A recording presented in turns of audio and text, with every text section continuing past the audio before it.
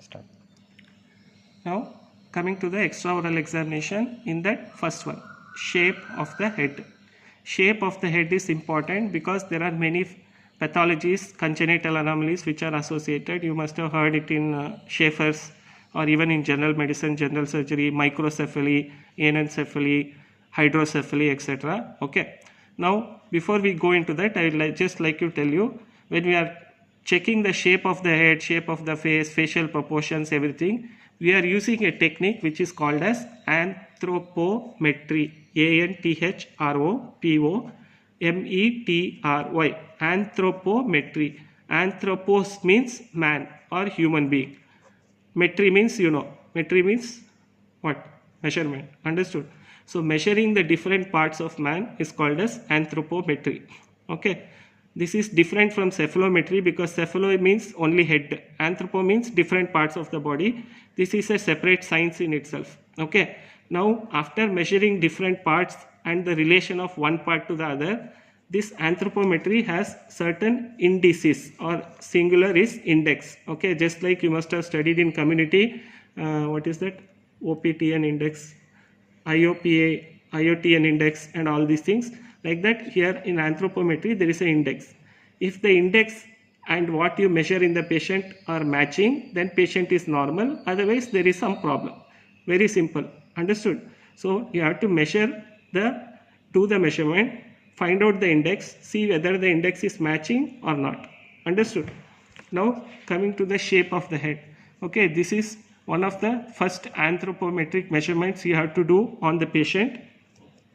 Now this is, you have to first, when you are doing it, you have to be in a specific position. Suppose the patient is sitting on the dental chair. This is the dental chair headrest. Okay, this is the headrest. So you should be standing in a position behind the patient, and you should ask the patient to bend down, not look up, so that patient's head is visible properly like this. Okay, mainly the nose, that too especially a prominent nose should be visible, the ears should be visible, and you should be able to see the head of the patient. Okay, so here you have to do two measurements. You have to measure the maximum width of the skull. Okay, maximum width of the skull, and then you have to measure the maximum length of the skull. Maximum I am telling, still you people will measure here. Maximum width is not here. You have to see where is the maximum width and measure that. Understood? Same for length. Don't measure wherever you feel like. You have to measure the maximum length of the skull. Right? Next, coming to the place. Can we focus here? Yes. When we are measuring the maximum length, this is the point. Okay, this is the point where we take. Okay, where we take the length. From here, you have to take this point. From here to here is where you measure the maximum length, and maximum width is, this is usually called as frontal prominence. Okay, you people know frontal bone. This is occipital protuberance or occipital prominence, whereas the maximum width is from the parietal prominence on one side to the other side.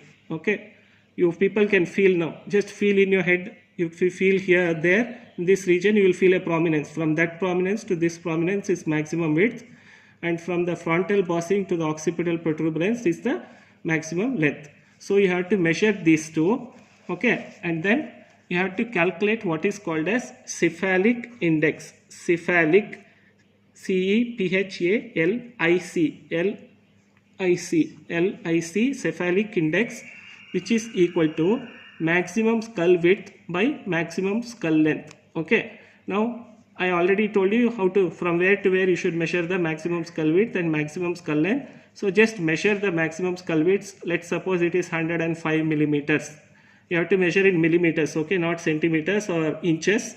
Then suppose the maximum skull length is 125 millimeters. You just do the calculation. You will get the value 79%. Okay, whatever value you get, that index is a percentage. It's a percentage.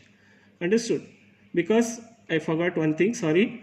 Maximum skull width by maximum skull length into 100. Okay, into 100. So that's why it is a percentage. So there is a normal percentage. From 79 to 81% is considered as normal. Okay, now let's come this side. So you understood about cephalic index. So shape of the head you have to assess using the cephalic index, and when you assess it using the cephalic index, you have to measure the maximum skull width and maximum skull length. Okay, I'll try to show a demo of this if possible, but for now just imagine this is the patient.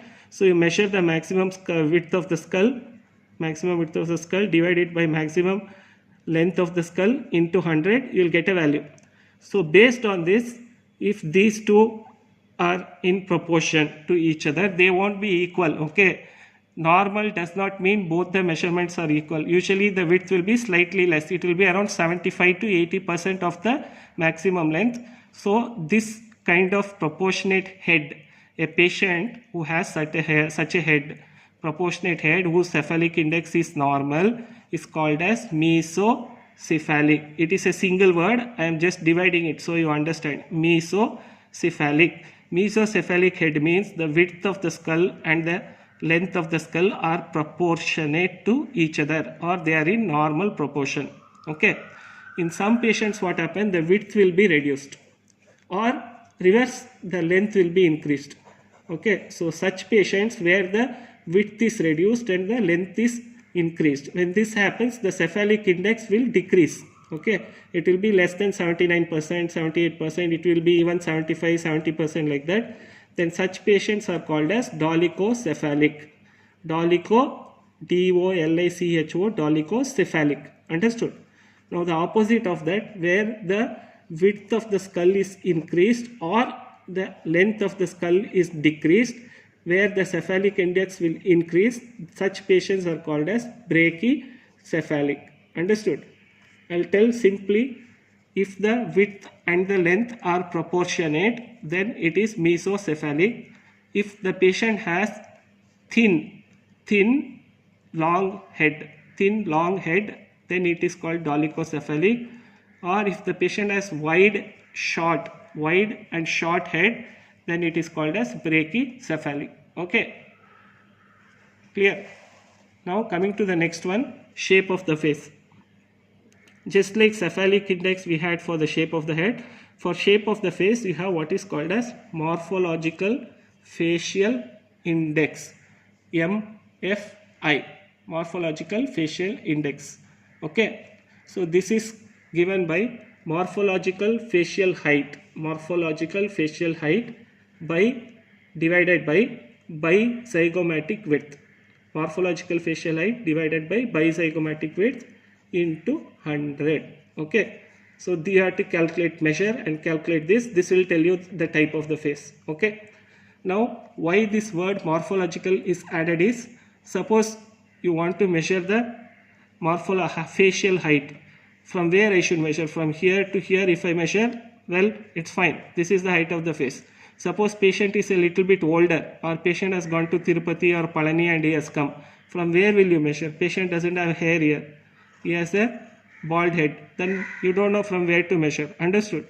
So for this reason, the face is considered to be from here, from the nasion. Okay, from the nasion, it is considered to the lowermost point on the chin, which is called as menton. So from nasion to menton, you measure this part which contains the eyes, nose, mouth, etc. It is called as morphological face. Morphological face, where there are different features. So this height is called morphological facial height. Okay, and if you observe the shape of the face, see here there is a bulge. Okay, you can feel your cheeks.